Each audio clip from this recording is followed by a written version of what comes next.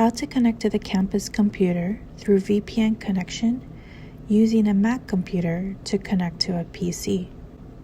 On the top right corner of your menu bar, click on the magnifying glass to open up the Spotlight search. Search for the Apple Store. Once the Apple Store is open, search for Microsoft Remote Desktop. Then click to download. Once the application finishes downloading, click on the magnifying button again on the top right corner of your menu bar to open up the Spotlight search and type in Remote Desktop to locate it. Then click to open up the application. Once the application opens, click on New. Type in the connection name. In this case, I typed in Work. Next to PC name, enter your IP address.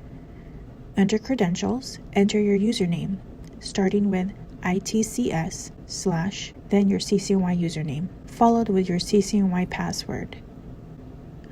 Once you click on the username, click on Start, and it will start the process of connecting.